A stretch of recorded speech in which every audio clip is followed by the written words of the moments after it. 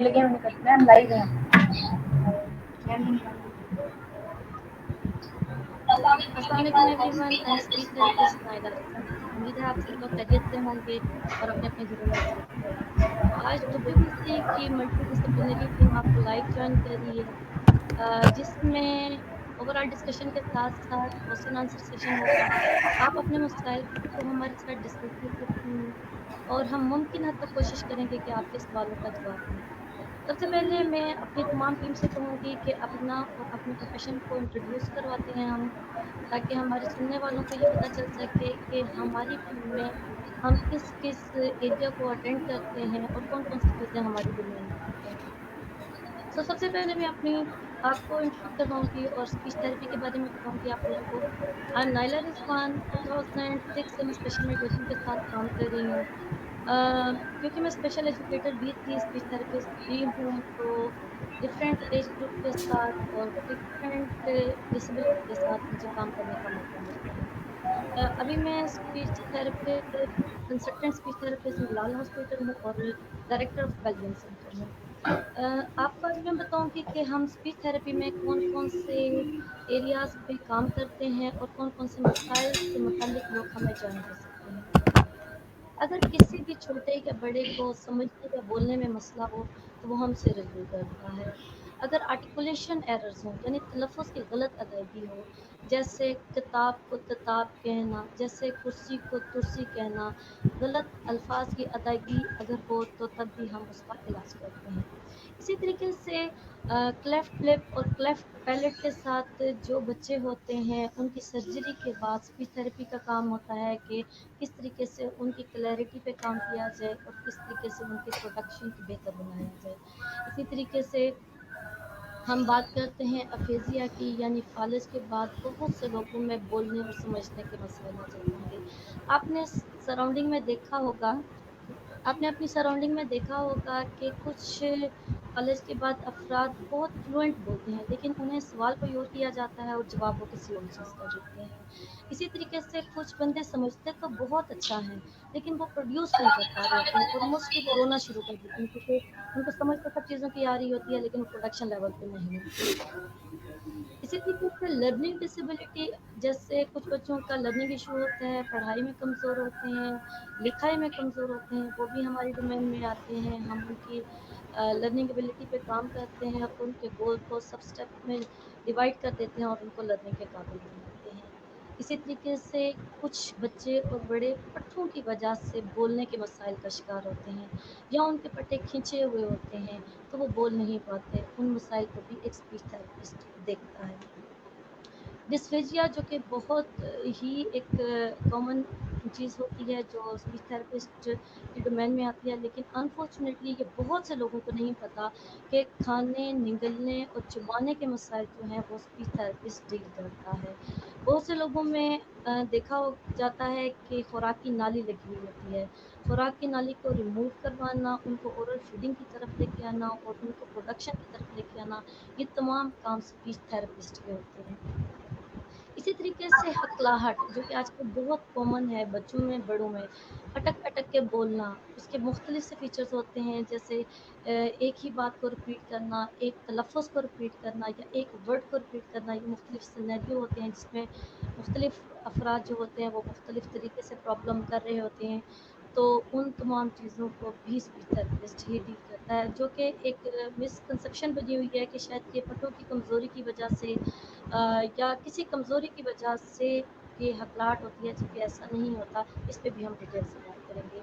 Neurological disorder, जिसमें autism आ गया, IDD, intellectual developmental delay आ गया, उन तमाम जो प्रॉब्लम्स हैं, इनमें स्पीच इशू को, कम्युनिकेशन इशू को जो है वो स्पीच थेरेपिस्ट ही डील करता है। इसी तरीके से सीपी बच्चे, जो बच्चे पैदाइश के वक़्त रोते नहीं हैं, उनमें जो मसाइल मोटर मसाइल होते हैं या प्रोडक्शन मसाइल होते हैं या सॉल्विंग मसाइल होते हैं, उनको भी स्पीच थेरेपिस्ट ही डील करता है। इसी तरीके से वॉइस डिसऑर्डर होते हैं, जिसमें आवाज़ का बैठ जाना, आवाज़ का अचानक से बंद हो जाना, औरतों की मर्दों जैसी आवाज़ हो जाना या मर्दों की औरतों जैसी आवाज़ हो जाना, ये तमाम जो मसाइल होते हैं, ये वॉइस से मुतल्लिक होते हैं, उसको भी स्पीच थेरेपिस्ट ही डील करता है। ये वो तमाम मसाइल हैं जो एक स्पीच थेरेपिस्ट के डोमेन में आते हैं। इनमें से कुछ तो बहुत कॉमन है जो हमारी जनरल पब्लिक जानती है कि ओके इसको स्पीच थेरेपी ही डील करेगा, लेकिन कुछ मसाइल ऐसे हैं जिनको वो नहीं अंडरस्टैंड करते और वो डिफरेंट डॉक्टर्स को अप्रोच कर रहे होते हैं और बहुत बहुत देर है जबकि प्रीशियस टाइम बड़ा अच्छा टाइम गुजर चुका है। ये था मेरा इंट्रोडक्शन और मेरी प्रोफेशन का इंट्रोडक्शन। अब मैं रिक्वेस्ट करूँगी मैं नुसरत फातिमा को काइंडली अपने आप को इंट्रोड्यूस करें।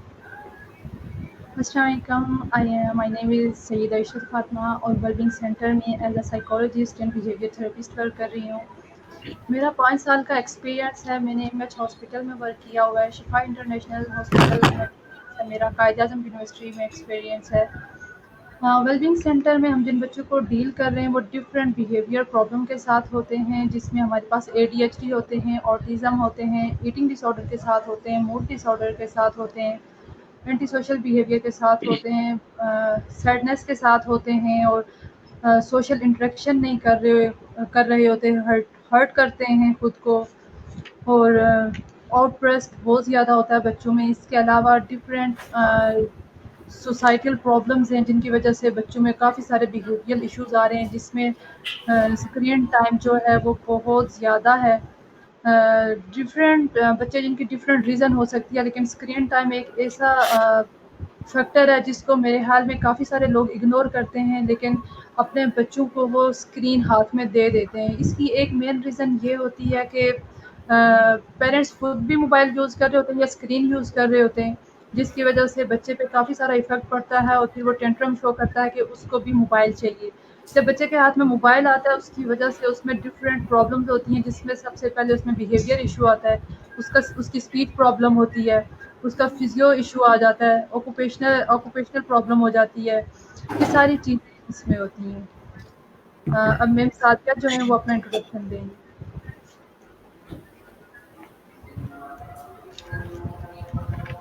जी, सर उमैर मैं आपसे रिक्वेस्ट करूँगी, शायद मैम सादिया के नेट कनेक्शन में कोई इशू है।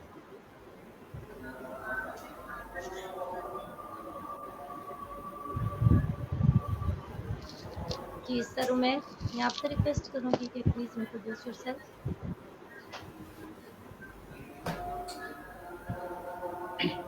जी, अस्सलाम गुल वालेकुम साहब टू मैं आपसे एवरीवन। रिक्वेस्ट करूँगी I please am a introduce physical yourself. therapist, Dr. Mohammed Umair.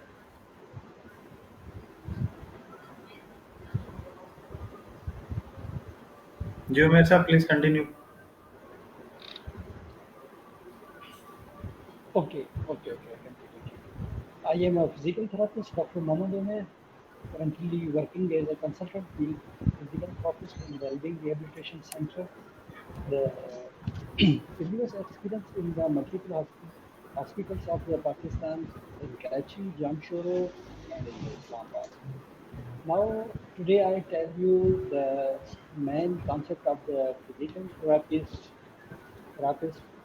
in the disease that happen in the childs and adults. Basically, in the childs, there is a much problem of autism, cerebral palsy, hemiparesis, poliomyelitis, and Guillain-Barré syndrome (GBS). Especially, we deal in the patients those have the cerebral palsy, may have the contracture, spasticity, balance issue, and the patient with hemiparesis, always the problem is uh, postural and postural problem and gait problem. In the adults, we are the mostly treating like that patient which are the suffering from the stroke, low back pain, cerebral palsy, Bell's palsy, knee osteoarthritis, knee pain, shoulder pain, or spinal cord injuries. Now I tell you that the patients which have suffering from the cerebral palsy, they have the mainly issues in speaking and in behavioral and also in physically. Physically, we have treat the symptomatic conditions like the patient of the cerebral palsy either have any balance problem or any gait problem or any contractures or any spasticity. So the well-being center has facilitated those patients which have their such problems, or the patients who is suffering from the hemiparesis, in which we have dealing the patients of hemiparesis is balance, gait, postural deformities, any are the others like symptomatic which are suffering from they are suffers from that patient. Okay, ma'am? Are you listening, ma'am? Yes, yes. Yes, yes, we are Okay, listening. okay. I think I have some network problem, Okay, fine. and the जी, patients which okay, okay, ma'am. I think I have so much network problem. Network problem, yes. जी ma'am Sadia, आप kindly. जी, अस्सलाम वालेकुम। मेरा नाम सादिया है और मैं वेलबींग सेंटर में एज़ अ साइकोलॉजिस्ट और स्पेशल एजुकेटर के तौर पे काम कर रही हूँ। दरअसल स्पेशल एजुकेटर का नाम से ही पता चलता है कि यहाँ पे हम ऐसे बच्चों को कैटर करते हैं, उनकी ऐसी नीड्स को करते हैं जिनकी स्पेशल नीड्स होती हैं, जो हम नॉर्मल चिल्ड्रन से थोड़े से हट के होती हैं। और इनमें इनकी इन नीड्स को पूरा करने के लिए हमें जो उनका क्लासरूम डिज़ाइन करना पड़ता है, उनका सिलेबस डिज़ाइन करना पड़ता है, वो सब कुछ उनकी नीड्स के अकॉर्डिंग डिज़ाइन करना पड़ता है। जैसे हम लोग अगर उनके क्लासरूम की डिज़ाइन की बात करें तो हम उनका क्लासरूम ऐसे डिज़ाइन करते हैं जिसमें कम डिस्ट्रैक्शन हो, जिसमें हम स्टूडेंट्स के जो लिमिट कर सकें कि हम 4 टू 5 स्टूडेंट से ज़्यादा ना जाएँ या 6 स्टूडेंट से ज़्यादा ना जाएँ और एटलीस्ट 2 बच्चों को 1 एजुकेटर देख रही हो, ऐसे क्लासरूम्स हम डिज़ाइन करते हैं। इसके अलावा जो उनका सिलेबस डिज़ाइन किया जाता है, वो भी उनकी नीड्स के अकॉर्डिंग होता है। ऑब्वियसली ये जो स्पेशल नीड चिल्ड्रन होते हैं, ये उस तरह तो नहीं समझ सकते, ना उस तरह पढ़ सकते हैं जैसे नॉर्मल चिल्ड्रन होते हैं। इसलिए इनका जो हम प्रोफेशनल्स ने सिलेबस डिज़ाइन किया है, वो हमने वर्कशीट्स के फॉर्म पे डिज़ाइन किया है और वर्कशीट्स में हम लोगों ने स्टेप्स डिज़ाइन किए हैं। उन स्टेप्स के अकॉर्डिंग जब बच्चा एक स्टेप करने में पूरा हो जाएगा, जब वो एक स्टेप को पूरे तरीके से कवर कर लेगा, फिर हम उसको नेक्स्ट स्टेप पे लेकर जाएँगे। और इन स्टेप्स की मदद से एक जब वर्कशीट बच्चा पूरा कर लेगा, तो इसका मतलब है कि उसने चंक्स में कुछ ना कुछ ऐसा सीख लिया है, जो नॉर्मल चिल्ड्रन अपनी डेली लाइफ के शायद 1 दिन में सीख लेते हैं या 1 घंटे में सीख लेते हैं। तो ये स्पेशल नीड चिल्ड्रन उस चीज़ को चाहे 1 मंथ में सीखें, 2 मंथ के सीखें, जैसे क्योंकि इनकी मेंटालिटी और इनकी जो लर्निंग स्किल्स होती हैं, वो मुख्तलिफ होती हैं नॉर्मल चिल्ड्रन से। उनमें मोस्टली जो हमें बच्चे आते हैं स्पेशल नीड चिल्ड्रन के, उनमें लर्निंग डिफ़िकल्टीज़ होती हैं, लर्निंग डिसेबिलिटीज़ होती हैं, जिनको हम मुख्तलिफ नाम दे सकते हैं। जैसे डिस्ग्राफिया के बच्चे होते हैं, डिसलेक्सिया के बच्चे होते हैं, डिस्ग्राफिया के बच्चे के जिनको लिखने में प्रॉब्लम होती है, डिसलेक्सिया के बच्चे जिनको पढ़ने और लिखने दोनों में मसला होता है। तो इन बच्चों को ऑक्यूपेशनल थेरेपी भी दी जाती है और साथ-साथ हम सिलेबस ऐसा डिज़ाइन करते हैं कि वो कुछ टाइम बाद, चाहे अगर नॉर्मल बच्चा जितना सिलेबस 1 मंथ में कवर करता है, वो हम उनको 1 साल में कवर करवाएँ। लेकिन विद द टाइम बीइंग वो कुछ ना कुछ अपनी एजुकेशनल नीड्स पूरी कर रहे हों। इसके अलावा हम यहाँ पर हम बच्चों को वोकेशनल ट्रेनिंग या हम सिर्फ फंक्शनल ट्रेनिंग कह सकते हैं, हम देते हैं कि वो बच्चे जो थोड़े से स्लो लर्नर्स होते हैं, जो अपने डेली रूटीन की चीज़ों को नहीं समझ पा रहे होते। जैसे फंक्शनल लर्निंग में हम बच्चों को मनी का कॉन्सेप्ट देते हैं, टाइम का कॉन्सेप्ट देते हैं कि वो अपनी बाकी लर्निंग तो वैसे रख सकते हैं, लेकिन उनमें इतनी एबिलिटी नहीं होती कि अपनी फंक्शनल लर्निंग को वो कैटर कर सकें। तो उसके लिए हम उसके डिफरेंट टास्क करते हैं, डिफरेंट हम उनकी एक्टिविटीज़ डिज़ाइन करते हैं, जिसकी वजह से वो कर सकते हैं ये सब कुछ। जिसके लिए हम लोगों ने उनकी एक बुक डिज़ाइन की है कि वो उसके अकॉर्डिंग वो अपनी पूरी फंक्शनल ट्रेनिंग कर सकें।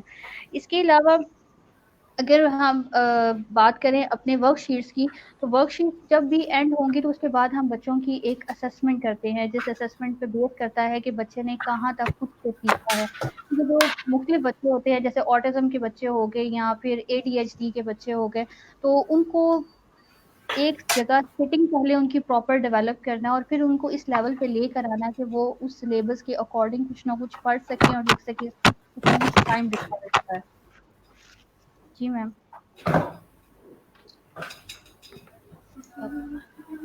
जी, गुल साहब।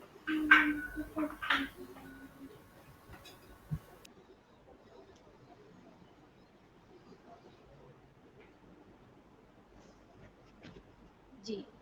जी सादिया, माशाल्लाह आपने बहुत डिटेल से बताया और हमारे सुनने वालों को यकीनन समझ आ गई होगी कि अगरचे ये बच्चे 20 से 30 बच्चों की क्लास में नहीं पढ़ सकते, लेकिन ये बच्चे एक स्मॉल ग्रुप में और स्मॉल एक ग्रुप्स में। हेलो। अच्छी इंटेंशन के साथ बहुत अच्छा पढ़ सकते हैं कि उनको बिल्कुल। बेहतरीन तवज्जो दी जाए, तो स्लो प्रोसेस में ये सही आगे बढ़ सकते हैं। बहुत अच्छे से आपने बिल्कुल। एक्सप्लेन किया। और ये एजुकेट बात है लोग कि हम इन बच्चों के जो को हम हमेशा ये नहीं कहेंगे कि ये 100% देंगे तो अभी तभी हम इनको नेक्स्ट स्टेप पे मूव करवाएंगे। ऐसे बच्चों के लिए जो हम क्राइटेरिया रखते हैं नेक्स्ट स्टेप पे मूव करने का, वो हम 80% पे ले आते हैं कि अगर इन्होंने प्रोवाइडेड जो इनको टास्क दिया हुआ है उन्होंने 80% भी कर लिया है तो हम इन्हें नेक्स्ट स्टेप पे ले जाएं, इनको वहीं हम ना रखें, क्योंकि ये थोड़े से डिफरेंट होते हैं नॉर्मल बच्चों से।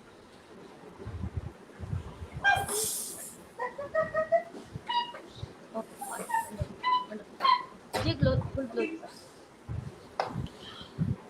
Hello. Yeah. Thank you for inviting me. Thank you so much, everyone. My name is Gul. I'm occupational therapist. So जैसे बाकी सब लोग pediatric में और different range of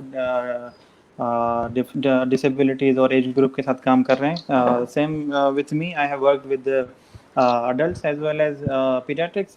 So currently, I'm working mainly with autistic since the last 5 years. I'm working in Dubai. So. So especially if we talk about occupational therapy helps the total, like the whole well-being, whether it's a child or adult. It works as in a holistic approach with the human mankind. So we have different domains working with the fine motor skills, gross motor skills, sensory play skills as well. So हमारे पास बच्चे आते हैं with different presenting complaints from school, from nursery, as well as newly diagnosed with the different neurological or neurodevelopmental difficulties, disabilities. Okay. So हमारे पास जो cases आते हैं वो mostly they are autistic, ADHD और learning disability as well. Some with just like slow or poor milestones also. Okay, so we sit together in a team, then we decide or we do the assessment. After that we do the interventions, but along with the speech ABA and the clinical psychologist as well, just to make the child independent in his daily living activities, in the school occupations, in daily occupations.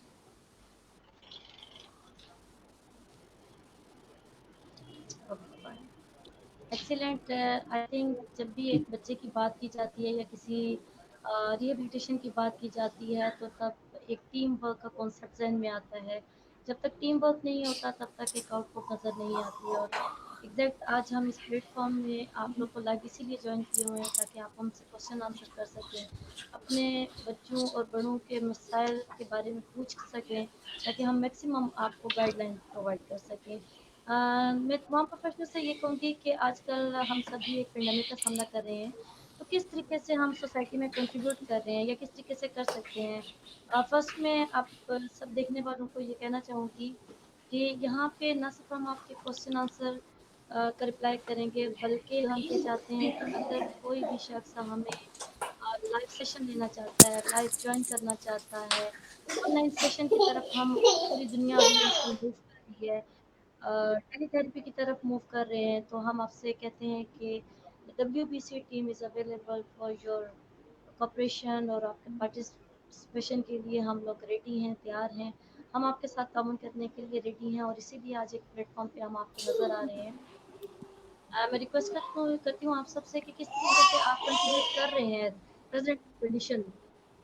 क्या possible है चलाना इस system को, या अभी struck हो गया आप अपनी अपनी अपनी फील्ड में अगर देखा जाए तो? जी मोना मैम, मैम, प्लीज। इस सिचुएशन में अभी चलाना पॉसिबल है।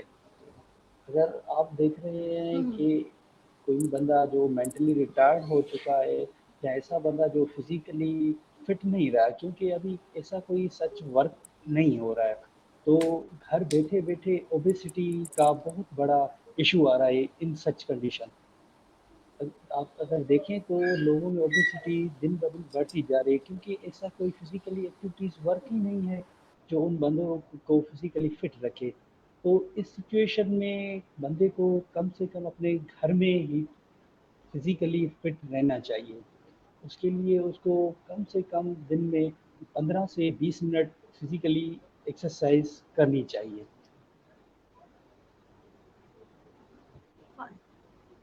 फाइन। डॉक्टर उमर, मैं आपसे पूछूंगी कि जो बच्चे आपसे सर्विसेज ले रहे थे या कुछ लोग जैसे स्ट्रोक के थे, तो क्या ऑनलाइन सर्विस को आप प्रोवाइड कर रहे हैं या कर सकते हैं? हमारे देखने वालों को थोड़ा गाइड करें।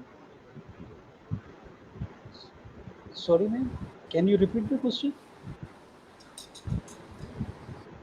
यस, जैसे कि सब लोग घरों में हैं और आप ओबियसली सर्विसेज दे रहे थे, तो क्या इस कंडीशन में आप ऑनलाइन सर्विस दे रहे हैं, कोई गाइडलाइन प्रोवाइड कर रहे हैं या कर सकते हैं? हमारे देखने वालों को काइंडली गाइड करें।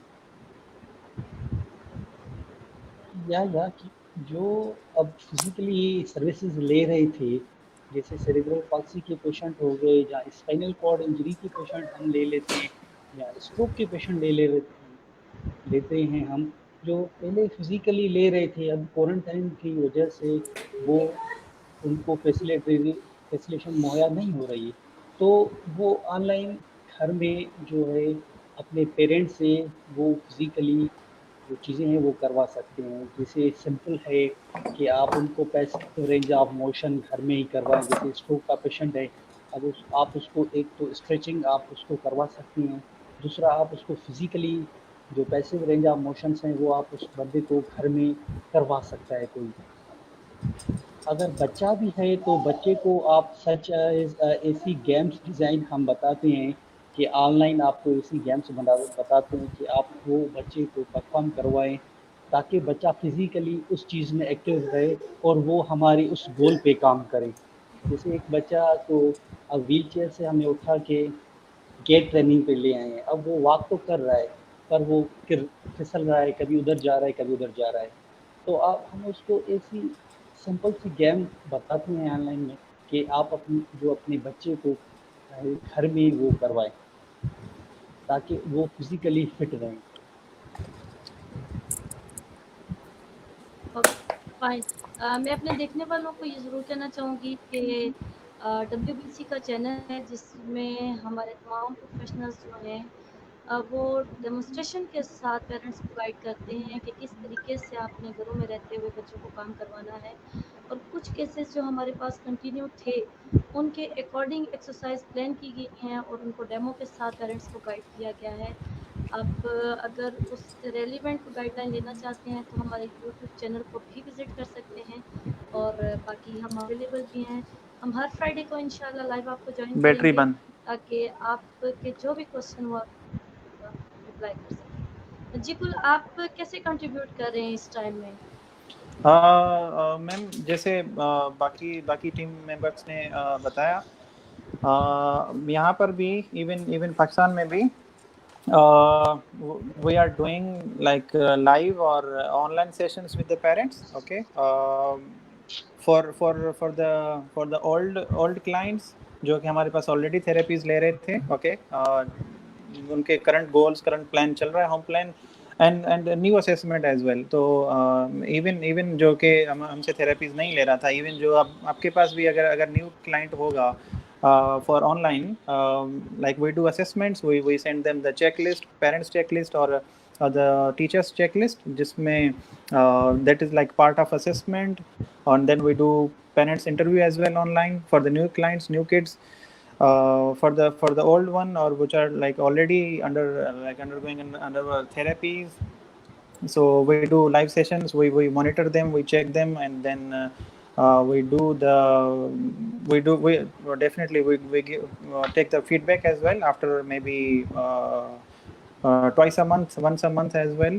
Okay, so उनको हम लोगों ने ट्रीटमेंट प्लान डिज़ाइन करके दिया हुआ है, क्योंकि ऑलरेडी उन पेरेंट्स ने हमें वॉच किया हुआ था ड्यूरिंग द थेरेपी। हम कभी कभार उनको इन्वॉल्व भी करते हैं कि घर में कैसे कैरी आउट करें आप अपनी थेरेपीज़, क्योंकि हमारे पास session mostly probably 50 minutes to 1 hour का होता है, and if a child is coming only like once or twice a week, so उनके लिए बहुत ज़रूरी है, even like not during the pandemic, even before the situation as well, उनको home plan दिया जाता था, और जो कि अभी ज़्यादा हेल्पफुल है इस सिचुएशन में घर में काम करने में।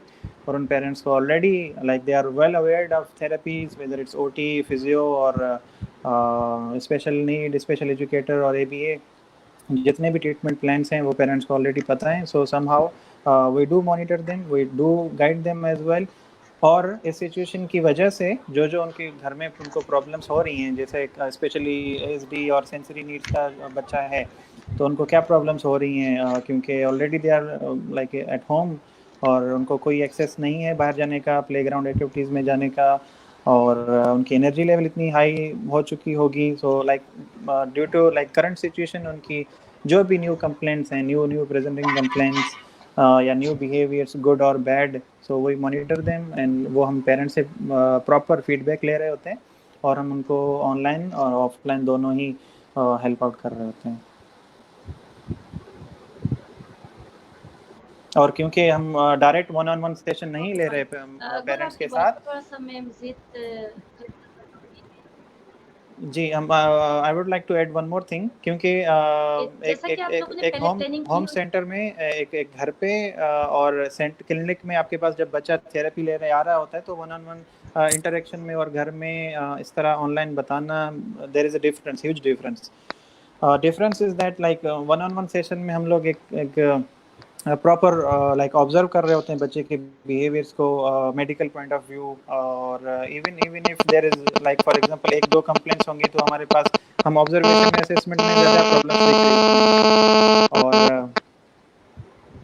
और उसके अलावा घर में अभी पेरेंट्स को वी डू रिकमेंड, अगर आपको कोई प्रॉब्लम दिख रही है या फिर बिहेवियर शो हो रहे हैं, या अगर और कोई कंप्लेंट्स हैं, देन टेक अ वीडियो और एटलीस्ट टेक अ पिक्चर, ताकि हमें पता चले ओके लाइक उसका बैकग्राउंड क्या हो सकता है। So that is most important I think.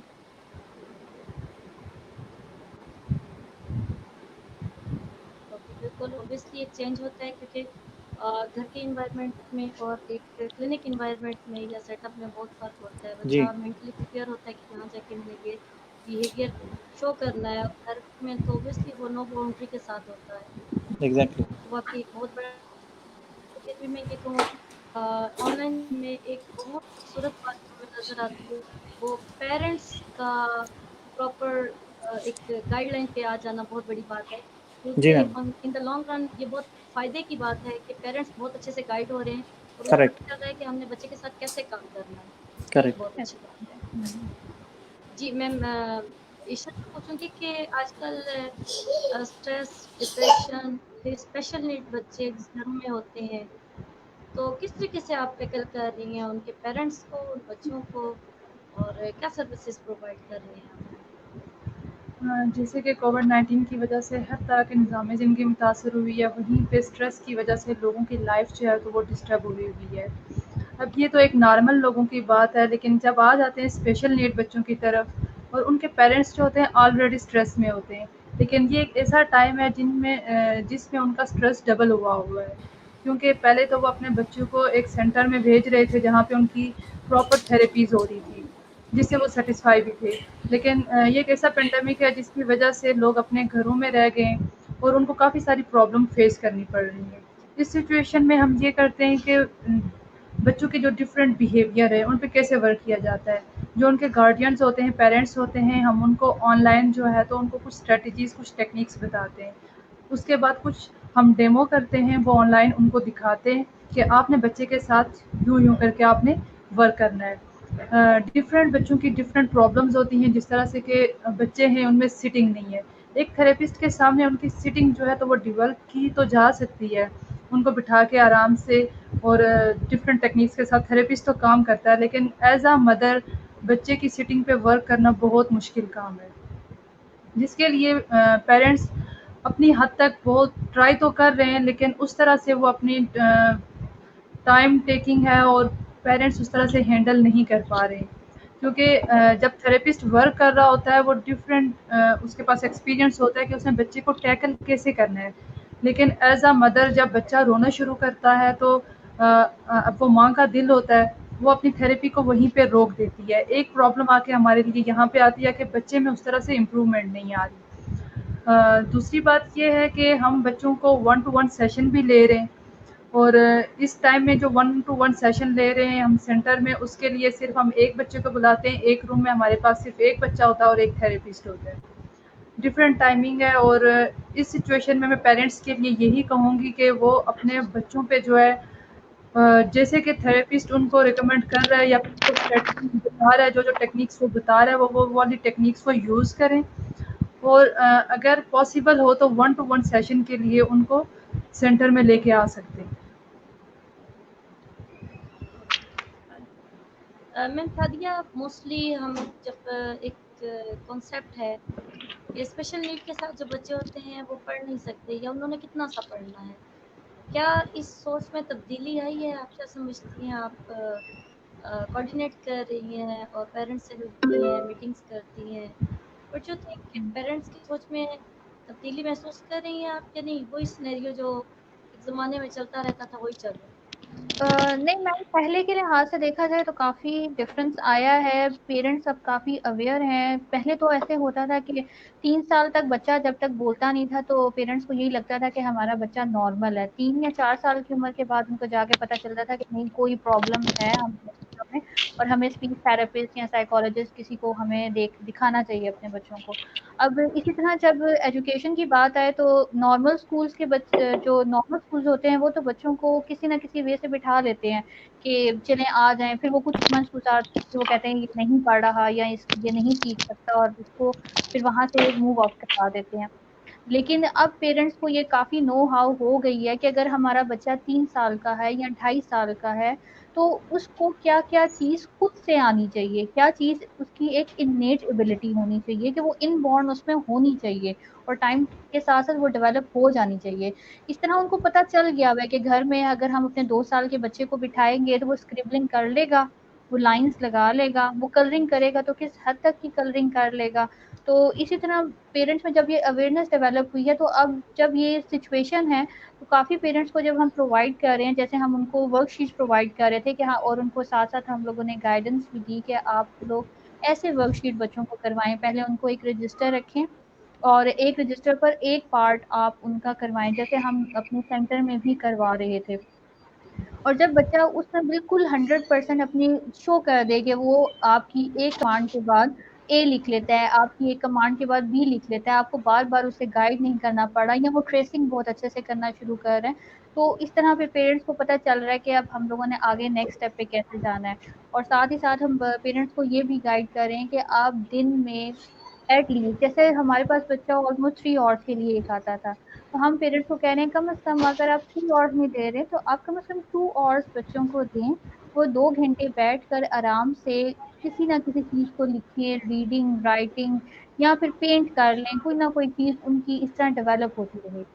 तो इस तरह देखने में आया कि पेरेंट्स काफी अब अपने बच्चों पे तवज्जो दे रहे हैं। जब से ये पता चला है कि ये पेंडेमिक कब खत्म होगा उसका कुछ नहीं पता, कि अभी 6 महीने लग सकते हैं, साल लग सकते हैं, क्योंकि ये जो छोटे बच्चे होते हैं और स्पेशली जो स्पेशल नीड चिल्ड्रन होते हैं, इनके लिए एसओपीज फॉलो करना एक बहुत डिफिकल्ट टास्क है कि उनको हम एसओपीज फॉलो करवाएं। तो उस लिहाज से भी पेरेंट्स अब दोबारा अब आए हैं इस सोच में कि नहीं, कि बच्चों का टाइम वेस्ट हो रहा है और हमें उनको उनकी लर्निंग एबिलिटीज पर खुद से घर में भी काम करना चाहिए।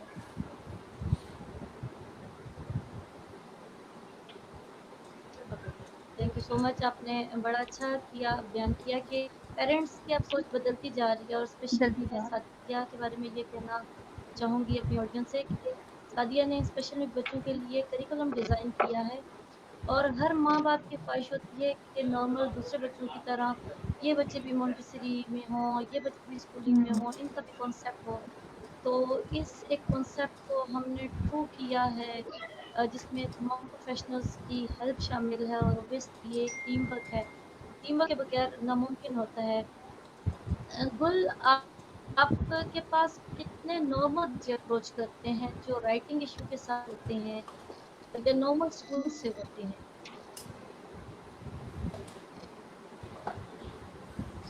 जी मैम, आई थिंक आपने पूछा है कि नॉर्मल सिर्फ राइटिंग इश्यूज के साथ, राइट? हेलो।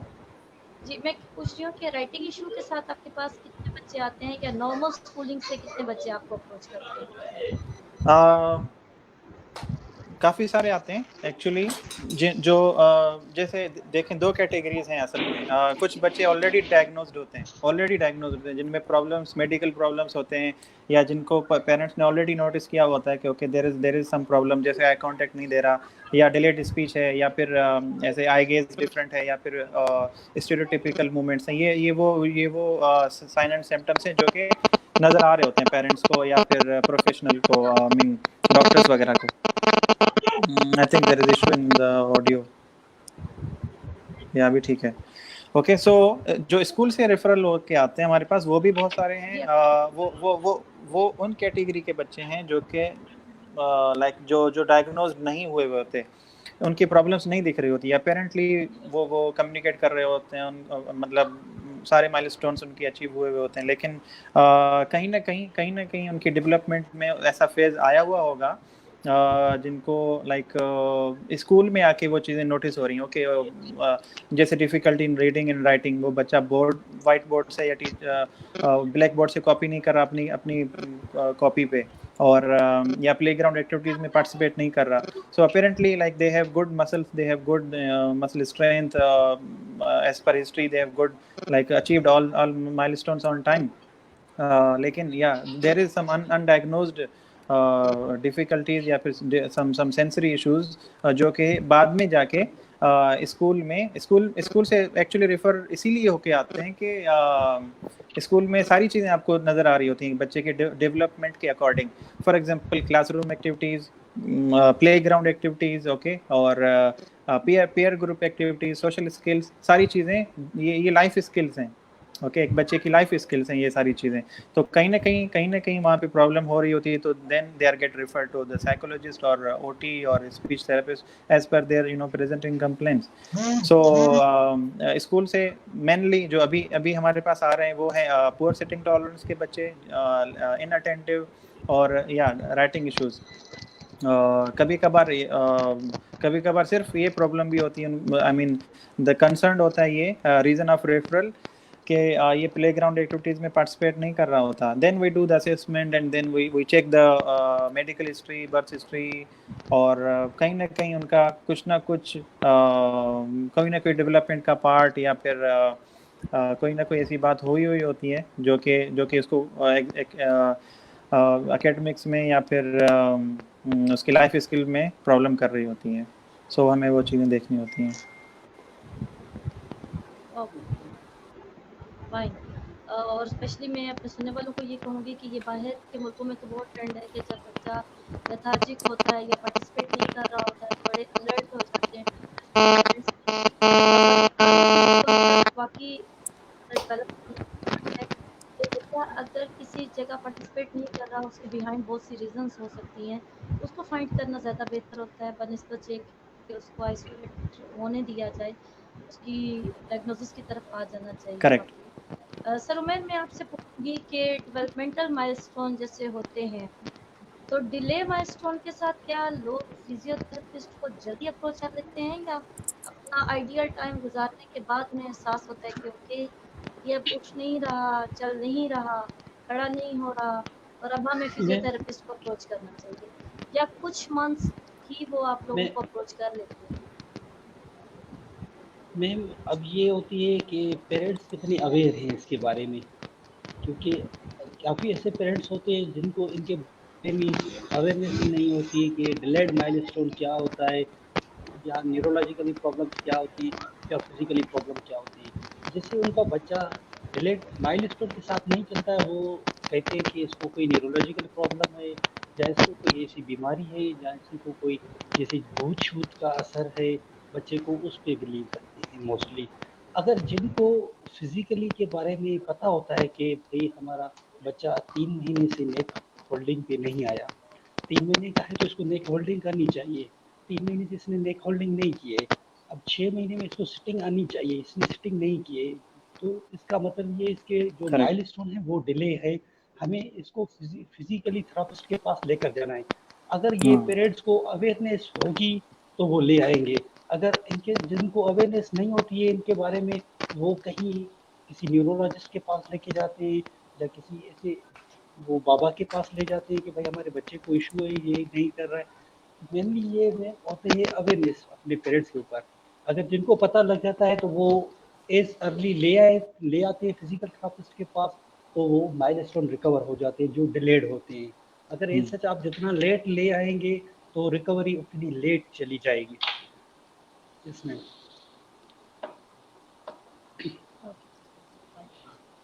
मैं बेशक कोई क्वेश्चन आया है जिसका हम रिप्लाई करें या नहीं? नहीं, अभी तो इस तरह का कोई क्वेश्चन नहीं आया, लेकिन मैं सर उमैर से एक क्वेश्चन करना चाहूँगी कि जिस तरह से कोविड-19 में लोगों को मतलब घर में बैठ के सारा काम करना पड़ रहा है, जिस तरह से ऑफिस वर्क हो गया, कोई भी हो गया, और लोग जो है मोस्टली टाइम लैपटॉप के साथ बैठे रहते हैं। काफ़ी सारे लोग, हमारे सुनने वालों को भी ये इशू होगा कि जब वो बैठते हैं काफ़ी टाइम झुक के बैठे होते हैं, और ऐसी कोई एक्सरसाइज हो या ऐसी कोई आप टेक्निक बता दें कि लोगों को जो मसल्स पेन हो रहे हैं और उससे उनको रिलीफ मिल जाए।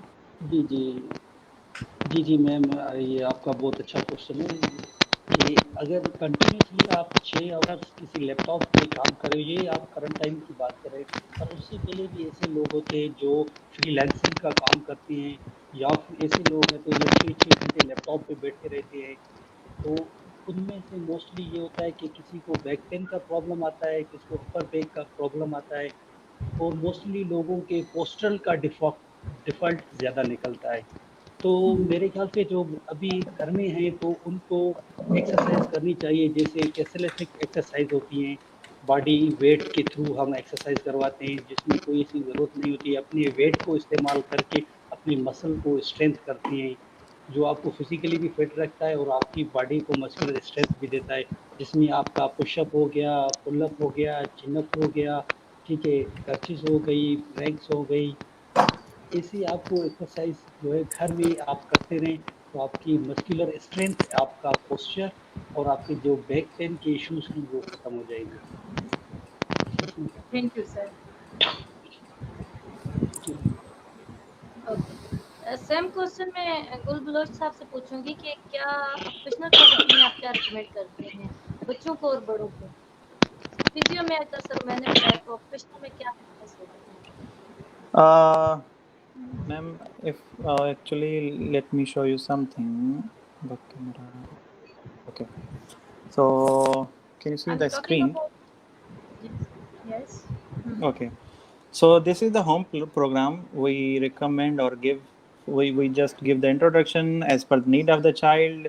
Okay. After that, we design like we give the description of the exercise, how it can be helpful, for the child at home, along with the like demonstration in the center or live and with the pictures. Okay, so is it clear? The picture सही दिख रही है?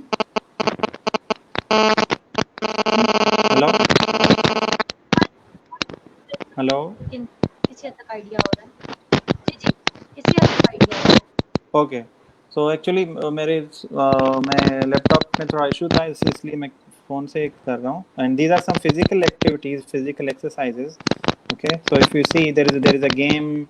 उससे पहले सारी description थी, how it can be helpful, कैसे carry out करना है और कैसे क्या रूल हो सकते हैं इसमें, और ये सब फिजिकल एक्टिविटीज़ हैं, ये सिंपल गेम्स हैं, सिंपल फिजिकल एक्टिविटीज़ हैं, ओके, जो कि हम पेरेंट्स को रिकमेंड कर रहे होते हैं, ओके, जैसे कैच एंड थ्रो और सम बॉल एक्सरसाइज, या फिर कुछ भी घर में कोई भी ऑब्स्टिकल कोर्स बना के, okay, so this is how जैसे जैसे सिंपल कमांडो क्रॉल या कैट वॉक है, जिसको एनिमल वॉक बोलते हैं, crab walk, bear walk, snake walk, ये सब फिजिकल एक्टिविटीज़ ऐसी हैं जो कि बच्चे को बहुत हेल्प करती हैं अटेंटिव होने में और मसल स्ट्रेंथनिंग में भी और फोकस करने में भी। ओके, सो हम लोग ना सिर्फ प्रोग्राम देते हैं, उनको डेमोन्स्ट्रेशन भी करके बताते हैं कि घर में कैसे कैरी आउट कर सकते हैं as per need of the child, as per the level of the child. हम उसके लिए उसकी स्पेसिफिक एक्टिविटीज़ और एक्सरसाइजेज डिज़ाइन करके, exercise in terms of games actually. Occupational therapy में हम लोग मोस्टली प्ले बेस्ड थेरेपीज कर रहे होते हैं। ओके, सो उसको फॉर एग्जांपल उसके जैसे मसल्स वीक हैं, शोल्डर स्टेबिलिटी नहीं है, वो कैच एंड थ्रो नहीं कर सकता, और अगर शोल्डर स्टेबिलिटी नहीं है, हमारे मसल्स वीक हैं अपर लिम्ब के, वो हमारी then like that child would be would feel difficulty with the cutting with the scissor, paper tearing, जो भी स्कूल occupations हैं। So muscle strength, shoulder stability, joint stability is more important। So हम उनको इस तरह की गेम्स और exercise design करके बताते हैं घर के लिए, और आफ्टर 1 वीक और 2 weeks then we take the feedback कि क्या डिफ़िकल्टी आ रही है और कैसे कैरी आउट कर रहे हैं, बच्चा कोऑपरेट कर रहा है नहीं कर रहा है, इंप्रूवमेंट क्या आ रही है, और बिहेवियर्स क्या आ रहे हैं during like performing that activities as well. जी मैम। जी मैम, सादिया, मैं आप क्या ऑनलाइन अपने करिकुलम को लेकर चलते हैं या चल सकते हैं? यस मैम, हम बिल्कुल लेकर चल सकते हैं। जैसे मैं आपको अभी एक हार्ड कॉपी दिखा देती हूँ। ये हमारी वर्कशीट की एक हार्ड कॉपी है, मेरे ख्याल से नज़र आ रही होगी कि इसमें हम लोगों ने स्टेप्स बनाए हुए हैं, जिसमें बच्चे जो है इन स्टेप्स को फॉलो करते हुए, जब एक स्टेप को फॉलो करके ये चलेगा तो फिर वो नेक्स्ट स्टेप पे आ जाएगा। ये same as it is worksheet हम पेरेंट्स को सॉफ्ट में प्रोवाइड कर रहे हैं कि वो अपने घर में इसका प्रिंट आउट निकालें, और अगर वो प्रिंट आउट नहीं भी निकलवा सकते और वो एज इट नहीं उनके लिए इतना फिजिबल कि वो इसका प्रिंट आउट लें और एज इट इज़ करें, तो हम उनको सॉफ्ट में प्रोवाइड कर रहे हैं कि वो एक रजिस्टर लें, कॉपी लें, कुछ भी लें, और यहाँ से वो कॉपी करते हुए जो हमारा यहाँ का फॉर्मेट है उसके अकॉर्डिंग वो एक पेज प्रिपेयर कर लें। पहले पेज पे हमारा फर्स्ट पार्ट करें, फिर नेक्स्ट पेज पे हमारा सेकंड पार्ट करें, और इसी तरह करते हुए उनके लिए ये बहुत आसानी होगी कि वो घर पे बैठे हुए आराम से हमारी एक वर्कशीट को बच्चे के ऊपर अप्लाई कर सकते हैं और बच्चा उससे कुछ ना कुछ सीख लेगा। क्योंकि प्रिंट आउट निकलवाना और फिर उसी के ऊपर जाके करना ये हर किसी के लिए फिजिबल नहीं होता। तो इस तरह सॉफ्ट में जब हम उनको प्रोवाइड करेंगे तो वो आराम से दिन में 1 घंटा रखें, 2 घंटा रखें, और वो बच्चे को कुछ ना कुछ उससे सिखा देंगे। इसके अलावा हम पेरेंट्स को ये भी हम उनको डिफरेंट वीडियोस, हम उनके लिंक सेंड करते हैं, वीडियो सेंड करते हैं हम उनको, ताकि वो उन वीडियोस के थ्रू उनको पता चल सके कि हम लोगों ने बच्चों की जो लर्निंग करवानी है इस पैंडेमिक में घर में बिठाकर वो किस तरह होगी। हम अगर फिर क्योंकि मोस्टली जो ऐसे बच्चे होते हैं इनमें सिटिंग का ज़्यादा इश्यू होता है कि अकेले में तो ये बिल्कुल नहीं बैठते। क्लासरूम में या इस तरह हमारे पास कोई एक्टिविटी लेकर या कोई रीइंफोर्समेंट के साथ हम उनकी में सिटिंग डेवलप करवा देते हैं, लेकिन उनमें उनको उस रीइंफोर्समेंट के साथ घर में कैसे सिटिंग डेवलप करवानी है, घर में कैसे उनको इस तरह बनाना है कि वो 2 घंटे या 3 घंटे बैठकर आराम से एक वर्कशीट के ऊपर काम कर सकें।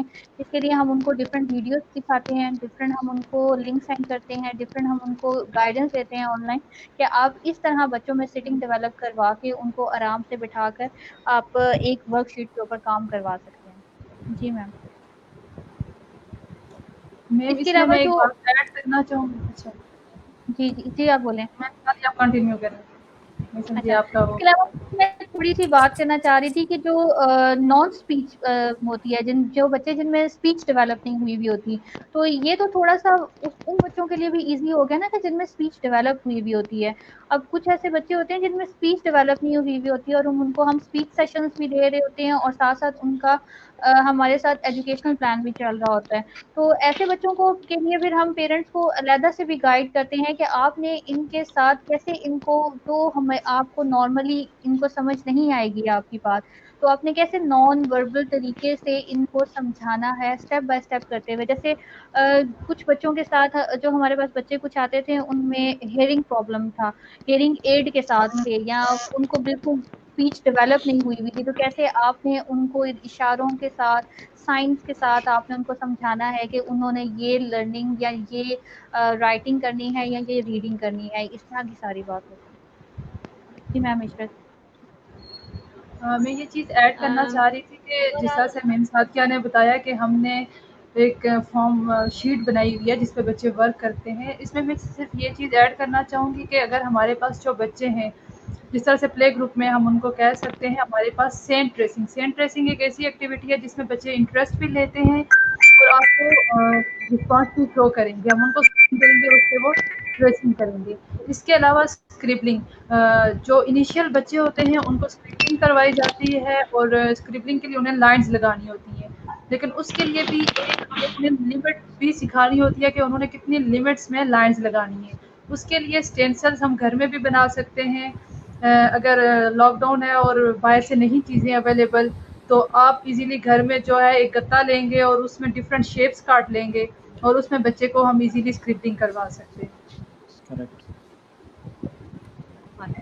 बिल्कुल फाइन। और स्पेशली मैं एक बात अपने देखने वालों को शेयर करना चाहूँगी कि मोस्टली हम लोग वेट करते रहते हैं। जैसे स्पीच में भी एक चीज़ कंसिडर की जाती है कि सराउंडिंग के लोग कह रहे होते हैं कि बोल जाएगा, हमारा बच्चा अभी 3 साल में बोला, 4 साल में बोला, फलाँ का बच्चा इतनी देर में बोला तो बोल जाएगा। तो नेक्स्ट टाइम नेक्स्ट फ्राइडे को आपके साथ एक जो प्रोफेशनल से मैं रिक्वेस्ट करूँगी कि नॉर्मल जो क्राइटेरिया होता है, हम सुनने वालों को वो शेयर करें ताकि वो उसके अकॉर्डिंग बच्चे को जज कर सके कि हमारा जो बच्चा है वो नॉर्मल से पीछे है। क्योंकि नॉर्मली हम क्या कर रहे होते हैं, बच्चे के पास्ट के साथ बच्चे के प्रेजेंट को कंपेयर कर रहे होते हैं, जबकि हमें एक नॉर्मल सिचुएशन के साथ बच्चे को कंपेयर करके जज करना है कि बच्चा कहाँ-कहाँ लैग कर रहा है और कहाँ-कहाँ करेक्ट। सर्विसेज हमें देनी होंगी। कोई क्वेश्चन है नहीं तो हम अपने प्रोग्राम को वाइंड अप करते हैं।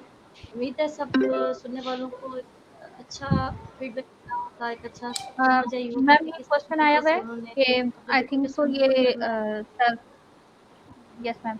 मैम ये मेरे ख्याल से सर उमैर इसका आंसर कर सकेंगे कि इन्होंने क्वेश्चन किया है, can anyone tell me how to correlate fear of fall in old age and children with cerebral palsy with cognitive behaviour?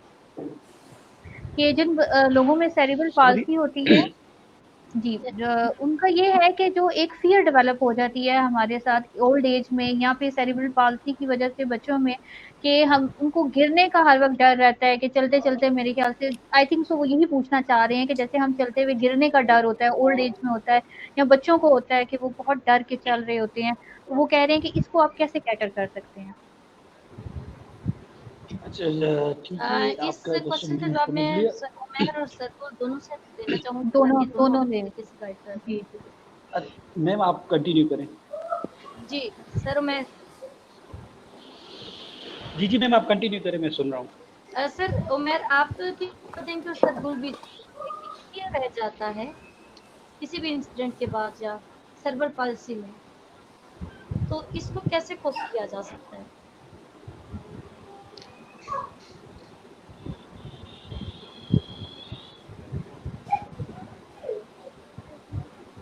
Ji, sir okay, मैं आपको स्टार्ट मेरी करता हूँ।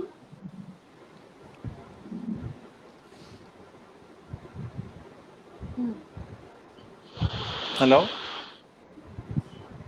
जी जी सर बोलो, आप कंटिन्यू करें। ओके। जी आप स्टार्ट करें देखें, प्लीज। हाँ, ना सिर्फ सीपी में, अगर उन्होंने कैटेगराइज किया सीपी और अडल्ट में भी डिपेंड्स ऑन अडल्ट्स डायग्नोसिस, उसके साथ प्रॉब्लम क्या हुई है, वेदर इट्स फिजिकल और some other issues. Okay, specially CP में देखा जाता है कि उसकी एज कितनी है, माइलस्टोन्स कितने अचीव हुए हैं। Okay, head and neck control है कि नहीं है, ट्रंक कंट्रोल है या नहीं है। फॉर एग्जांपल, अगर वो बच्चा इतना ट्रंक इंस्टेबिलिटी है या हेड एंड नेक इंस्टेबिलिटी है कि वो बैठ नहीं पाता, ओके, सो हम इसको डेफिनेटली अगर खड़ा करेंगे तो वो फेयर ऑफ फॉल होगा उसको।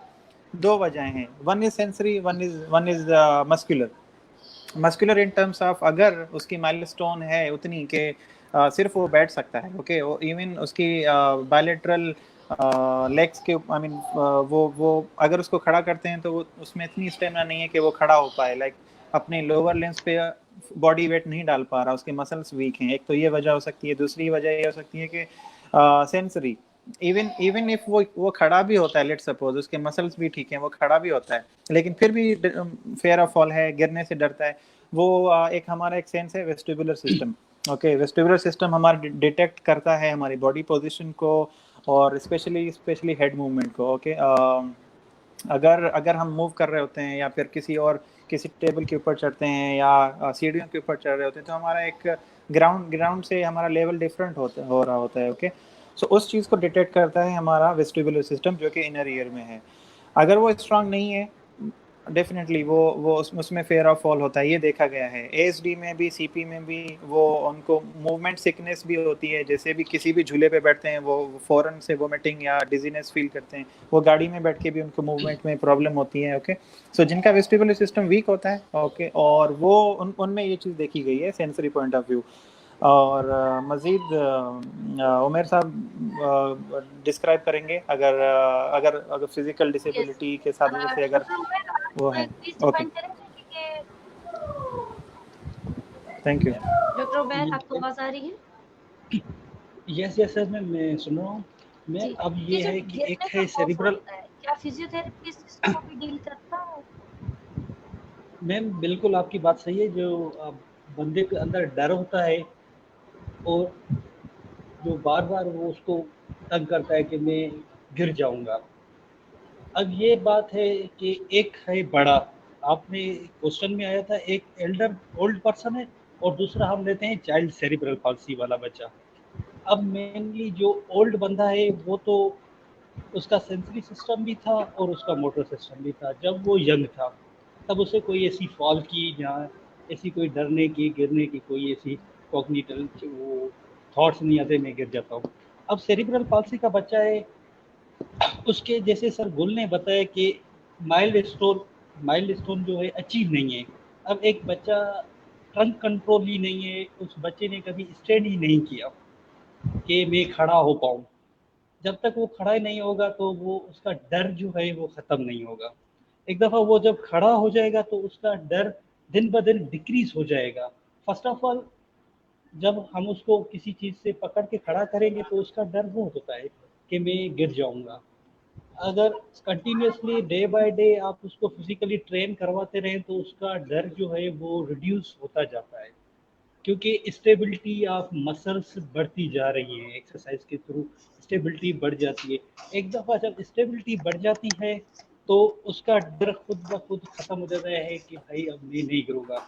अब बात आती है एजिड पर्सन की। अब एजिड पर्सन बेसिकली वो भी एक बच्चा ही होता है, क्योंकि वो भी वीक हो जाता है, उसका भी स्ट्रेंथ कम हो जाती है। जब उसका स्ट्रेंथ कम हो जाती है तो उसका फियर ऑफ फॉल बढ़ जाता है। अगर करेक्ट। आप उसको रेगुलरली फिजिकल थेरापीज अप्लाई करें, एक्सरसाइज उसके ऊपर आप करते रहें, आप उसको एक्सरसाइज करवाते रहें, तो जैसे स्ट्रेंथ उसके ऊपर आती जाएगी, जैसे उसकी स्ट्रेंथ आएगी तो उसका रिस्क जो गिरने के चांसेस है वो कम होते जाएंगे।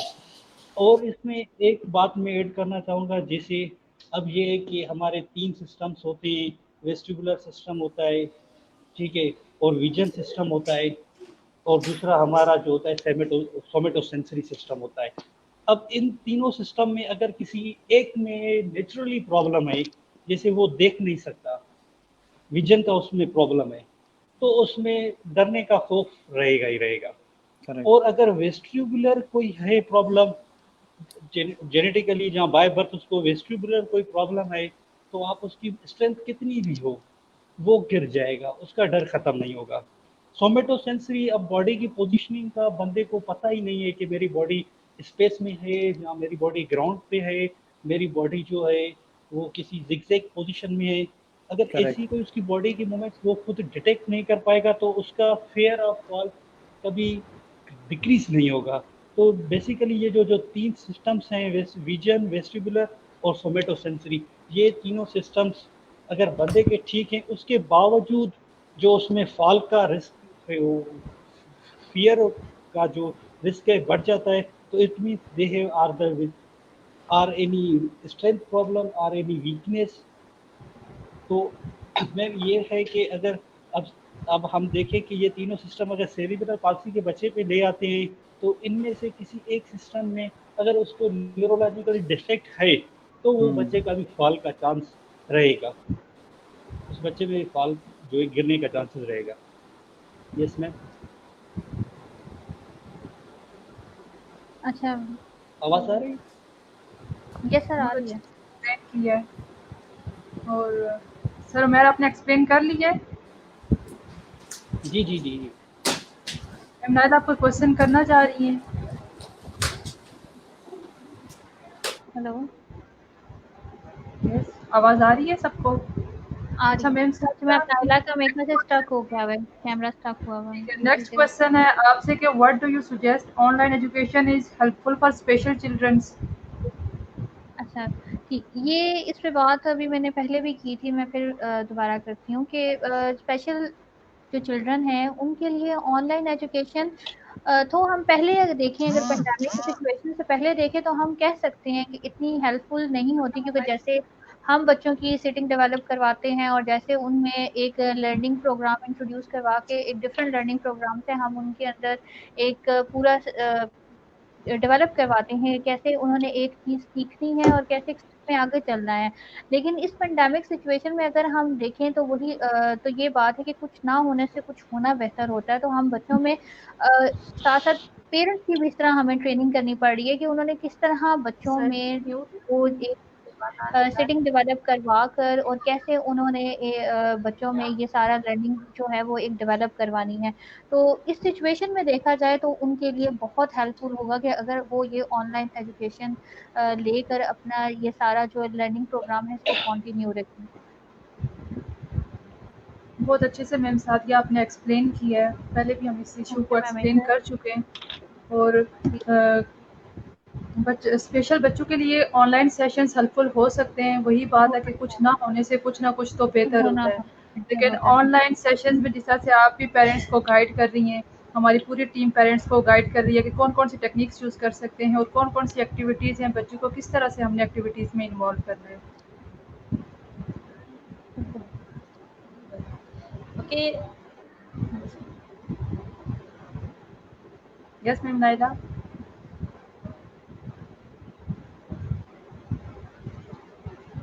मैम नायला आपकी आवाज़ नहीं आ रही। अब आपको आवाज़ आ रही है मेरी? यस, यस मैम अब आवाज़ आ रही है। यस यस यस मैम, आवाज आ रही है। जी। मैं तमाम देखने वालों को मैं तमाम देखने वालों को ये कहूँगी कि हमने वक़्त की और सिचुएशन की नोयत को समझते हुए हमने इस चीज़ की तरफ मूव करना है कि अपने निज़ाम को नहीं रोकना। हमने अंडरस्टैंड करना है सिचुएशन को और वो स्ट्रैटेजी यूज़ करनी है जो इस वक़्त हमारे लिए हेल्पफुल है, यूज़फुल है।